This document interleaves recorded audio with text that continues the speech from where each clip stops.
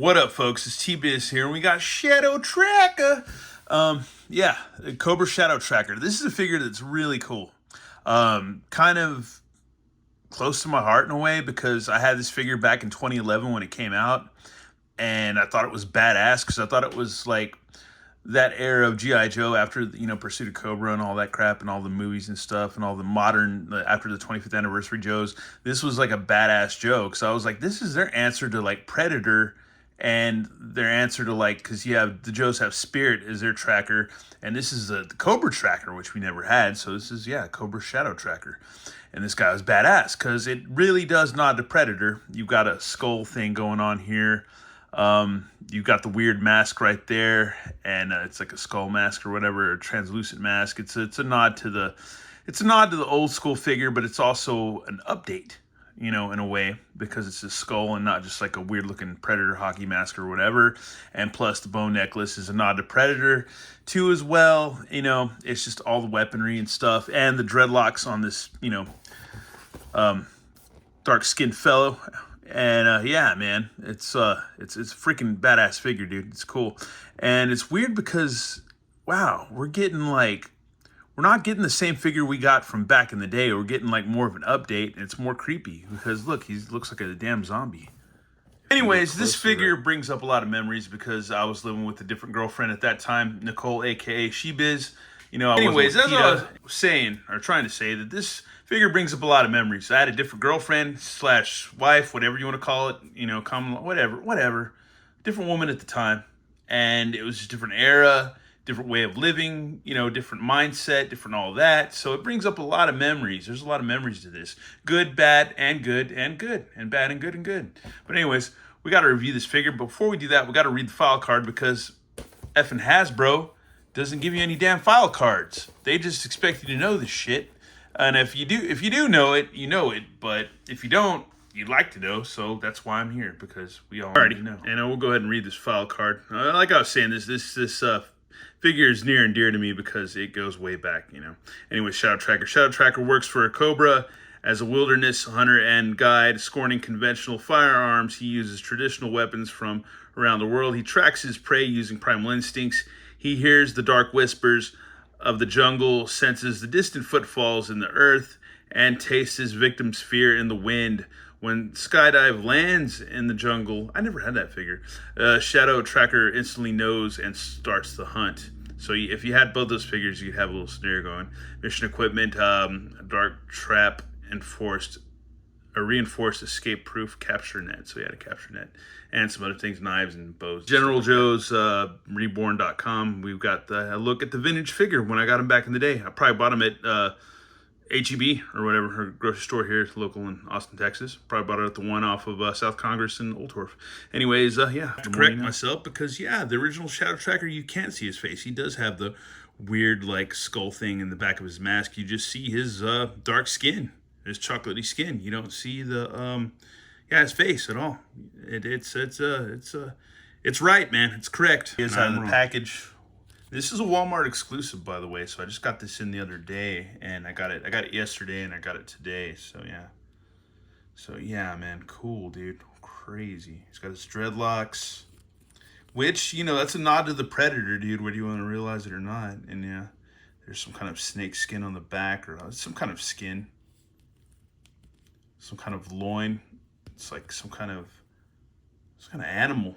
I don't know what kind of print that is. Is that a cheetah print? I don't know what the hell. It's some kind of not loincloth, but it's like it's some kind of animal skin. It's crazy. Wow. It's got holsters. It's got shin guards. It's got knee pads. It's got some yellow flames on his boots, which I don't think the original figure had. Here he's got some like a bone gauntlet thing. That's crazy. He's got more like some kind of reptilian skinned hand. It's like an up and down hinge and a swivel, all that crap. And yeah, man. Once again, yeah, even the insides of his arm bracers have a reptilian type skin. There's some fur on the sides too. And he's got like a kind of like a vest, like a Kevlar vest or whatever. He's got some bones. Looks like a bird skull right there or something. Another skull right there. Is that a cat skull? Some kind of cat? Big cat? Like a safari cat, man? Jesus. Got a lot going on, man. A lot going on with this figure. Once again, he's got a black skull, some green there. It's pretty nuts. You got white eyes or silvery eyes or whatever. You don't really see his eyes, so that's pretty freaking crazy. And yeah, man. So we assume he's an African-American dude because he's pretty dark. He's darker than me, so yeah. He's not a beaner. And he's got green pants. He's got green pants, but yeah, there's some weird brownness in his crotch. Yeah, this package, I don't know. But yeah, man. Interesting. I don't really care much about his articulation right now. Aesthetically, it's all about just this figure and how he looks and everything that needs to be there, like the dreadlocks and stuff, which is a nod to Predator, and all the bone stuff and stuff, which is a nod to Predator, and another bone thing right there. And his rope belt. It's very primitive. He's very primitive, but also very, updated technically or whatever to modern times. And here's his gear, so which we'll go ahead and check out, because once we get him geared up, that's the end of the story. That's the whole review, is how he looks geared up. So, okay, here we go. All right, so they added extra. Well, what is this for? We'll figure it out. This little extra handle thing. He's got his knife. Cut the crap out of somebody with that, or skin something, or if he's got to eat on the run, if he's out in the jungle or something, which he is right here. So he's in like a jungle setting. There's a vehicle right there. Is that the skydive dude? Is that the skydive dude in the original file? Because they're always like, there's always some kind of Easter egg. That's the skydive guy that he's going to go after, man. It's crazy. Oh, and there's the Dark Energon that my buddy Chris, aka Mr. Cyberdrone, told me about. Yeah, so he ties in with the Mole Rat and Jody Shooter Craig and Big Ben and all those figures. So yeah, it's all the Walmart exclusives tie in together. He's got his quiver with his bows. That's pretty cool. Oh, and he's got the extra bow or arrow that you can pull in and out and use. So that's badass. The Joe team for Hasbro, I was going to say Marvel, for Hasbro is really good. They've been really kicking ass. They've been really bringing it. Here's a cool little hatchet. Oh my God, people are pinging me while we're making this video. It's annoying as hell. All right, let's see. And here's a bone mask. Some kind of, I don't know, is this like a gorilla skull or something? Is it? That'd be crazy if it is. Let me know in the comments if you know. Here's his translucent predator-looking weird skull thing. That's freaking cool. Looks a hell of a lot updated than the vintage figure. And here's his bow, his compact bow, which I don't know if this is supposed to be bent like this or what, but maybe it is. I imagine it's supposed to be, but yeah. And yeah, wherever this goes to, so I don't know if I guess it goes right here. So there you go. Yeah, okay. Yeah, it does go right there because it shows you. Anyways, I don't know. I'm really excited for this figure. I really am. It's an interesting figure. Anyways, let's go ahead and get them together and get them posed up. And this video, we're going to clear everything out of the way because for some reason it wants to focus on all the art. It's all the box art. It's being really weird. But yeah, it's freaking cool, man. It's a really good figure, man. I like him a lot, dude. He's pretty cool. Especially if you had this figure back in the day, man. It's pretty neat, man. It's pretty freaking neat. Is he perfect? Hell no, he's not perfect. But if you're a noob, you would consider him not perfect. But if you're a guy that's been collecting action figures for over 40-something odd years, yeah, he's a badass figure, man. It's really good figure, really cool figure. Anyways, we're gonna try to get him posed up with some other accoutrement and yeah, get him just like the Viper figure. This guy is ready to hack and slash his way into your heart and your soul, your love life or whatever. I don't know, love life's a bit much, but anyways, yeah, it's a badass figure, dude. Here he is with his skull, with this, is this a gorilla skull or something? It's gotta be, it's some kind of almost humanoid skull, so it's gotta be gorilla skull or something, man, or monkey skull, something. But yeah, it's badass, dude.